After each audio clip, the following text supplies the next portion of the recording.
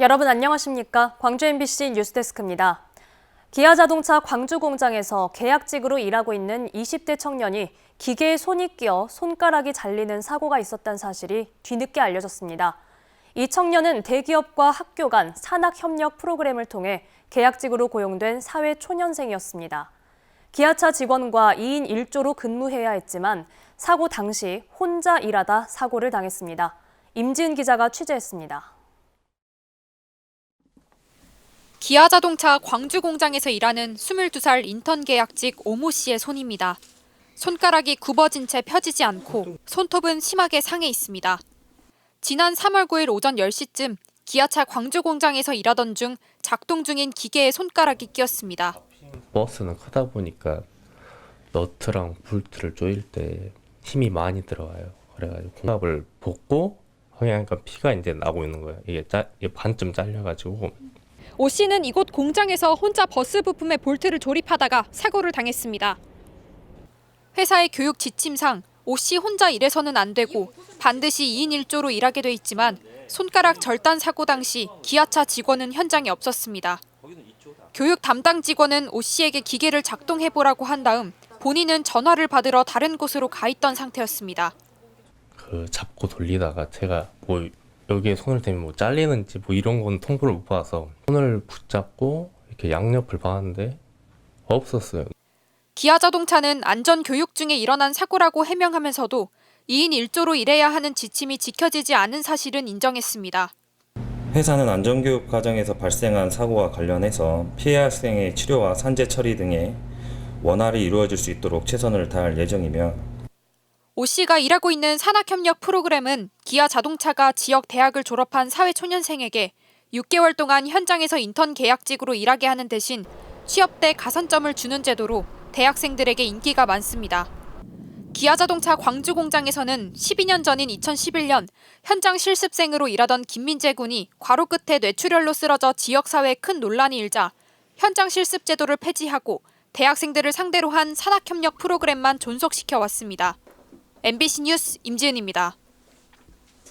광주시가 운영하는 공유자전거 타랑깨는 저조한 이용 실적 때문에 매년 살릴까 없앨까 논란이 계속됐는데요. 광주시는 기후위기 대응 차원에서 또 탄소 중립 실현과 함께 공유자전거 활성화를 위해 타랑깨 서비스를 전면 개편하기로 했습니다. 보도에 김영찬 기자입니다. 하루 이용료 1,000원만 내면 탈 수 있는 광주 공유자전거 타랑깨입니다. 타랑깨가 빼곡히 세워져 있지만 이용객은 보이지 않습니다. 헬멧에는 먼지가 수북히 쌓여 있어 관리도 엉망입니다. 자전거보다는 전동 킥보드 이용자가 늘어나고 있고 이용 구간은 상무지구와 동천, 광천동으로 한정적이어서 시민들로부터 외면을 받고 있습니다. 굳이 자전거가 아니어도 타고 다닐 게 너무 많다 보니까 굳이 다른 걸 많이 타고 다니고 카카오바이크나 이런 걸 좀 더 많이 이용을 하지 타랑깨를 그냥 사용해야 할 이유 자체가 없는 것 같아요. 타랑깨 하루 이용 횟수는 70건으로 전체 350대 중 280대가 운영되지 않고 있는 실정입니다. 이용 조조로 광주시 의회는 지난해 타랑깨 운영비 예산 1억 7천여만 원을 삭감했고 이에 따라 광주시는 올해 6월 폐지한다는 계획을 세웠습니다. 하지만 광주시 의회가 다시 한번 타랑깨에 기회를 주기로 했습니다.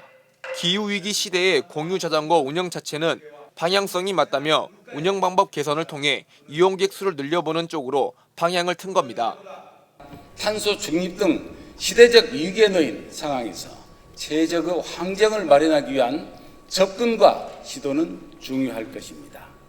이에 따라 현재 상무지구에 한정돼 있는 타랑깨 이용 구역을 첨담지구와 전남대 등 대학가와 시내 등을 중심으로 점차 넓힌다는 계획입니다. 기존 아침 7시에서 밤 9시였던 것을 밤 12시까지 늘리고 이용 활성화를 위해 간편 결제 도입 등 대여 절차 시스템을 간소화하기로 했습니다. 간편 결제 시스템 도입해서 쉽게 탈 수 있도록 하는 것은 이미 개선한 바가 있습니다. 광주시는 타랑깨 이용 활성화를 위한 분석 결과가 나오면 자전거 도로 인프라를 확충하고 오는 7월 열릴 2차 추가 경정 예산 심사에서 운영비를 확보해 정상 운영한다는 계획입니다. 지난 2020년 시범 사업 이후 매번 존폐 위기에 놓였던 광주 공유자전거 탈환계가 공공성을 부여하고 지속화될 수 있을지 관심이 쏠리고 있습니다. MBC 뉴스 김영창입니다.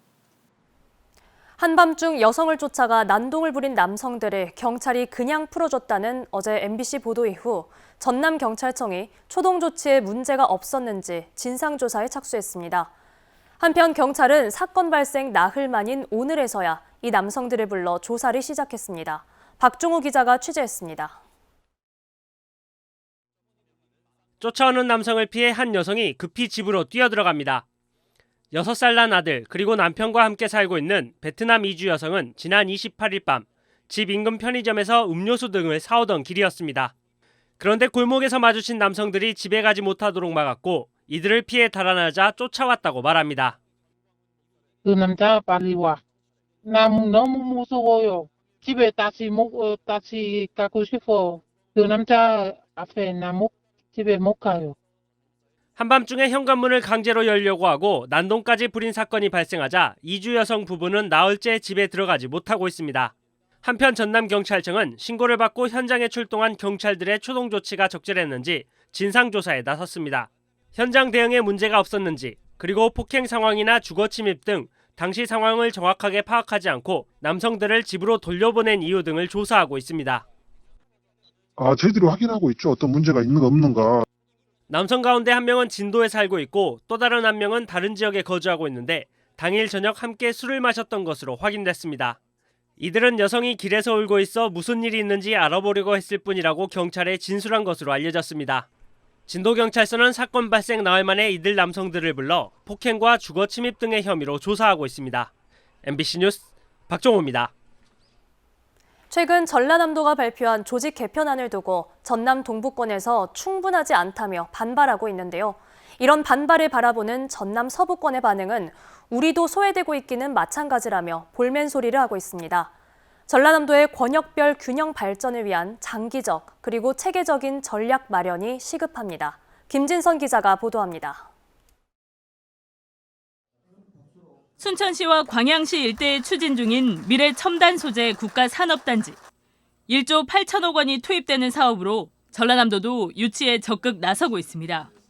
3조 원 규모 전라선 고속철도를 비롯해 나주 초강력 레이저 연구시설 등 대규모 사업들도 동부권과 중부권에 집중된 상황. 반면 전남 서부권은 현재 추진되거나 계획된 변변한 대규모 사업을 찾아보기 힘듭니다.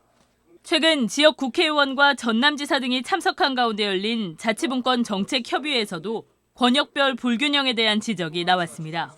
몇천억 조 단위 이 공사들이 SOC 투자가 엄청난데 선남권을 살펴봤더니 아무것도 없는 거예요. 동서 간의 예산 투자라든가 혹은 사업 배분에 좀 문제가 있는 거다 이거는. 순천에 있는 전남 동부지역본부를 실질적 전남도청 제2청사로 만들겠다는 전남도 조직 개편안도 여러 가지 말을 낳고 있습니다. 전라남도는 기존 일국 150명 규모였던 동부지역본부를 일자리와 문화 등 3개 실국 320명 규모로 대폭 확대하겠다는 계획. 경제자유구역청과 전남 테크노파크 등으로 경제적 경쟁력을 갖춘 동부권에 도청 실국까지 대거 이전하는 것은 지역 균형 발전에 역행하고 오히려 행정의 효율성을 떨어뜨릴 수 있다는 우려가 나오고 있습니다. 지금 와서 실국 단위로 쪼개기식 조직 개편을 하는 것은 균형 발전에도 역행하고 그리고 전라남도의 행정 효율성에도 전혀 도움이 되지 않는 그러한 행위입니다. 전남도청이 있는 전남 서부권이 오히려 소외되고 있다는 볼멘 소리도 나오고 있는 상황. 불균형을 해소하기 위한 전라남도의 깊은 고민이 필요해 보입니다. MBC 뉴스 김진선입니다.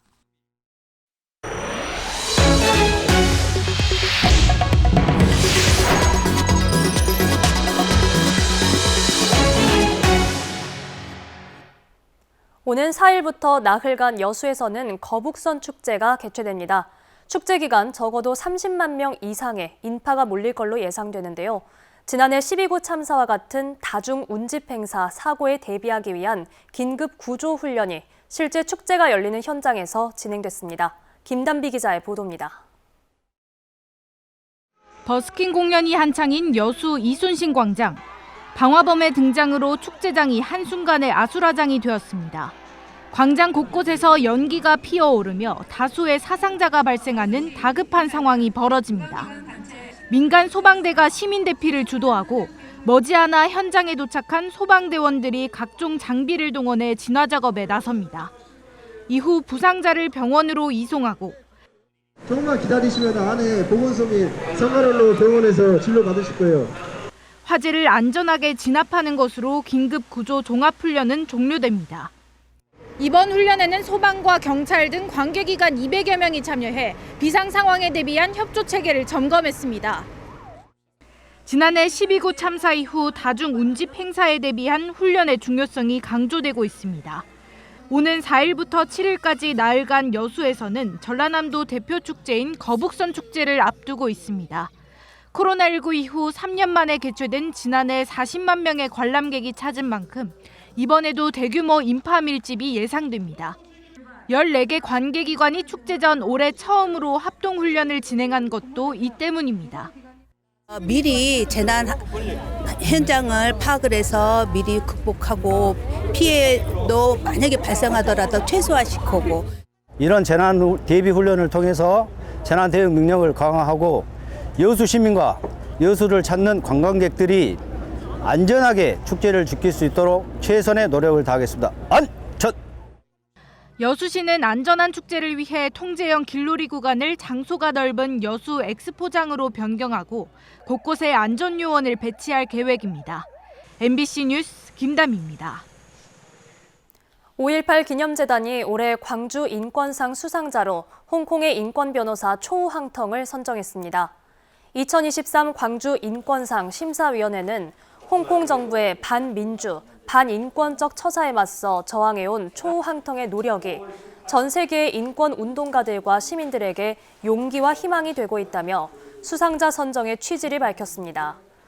또 심사위는 이란 정부를 상대로 반인권적 교육 정책의 변화 등을 요구해온 이란 교사노동조합위원회를 특별상 수상자로 선정했습니다. 5.18 기념재단은 오는 18일 5.18 민주광장에서 2023 광주 인권상 시상식을 개최할 예정입니다.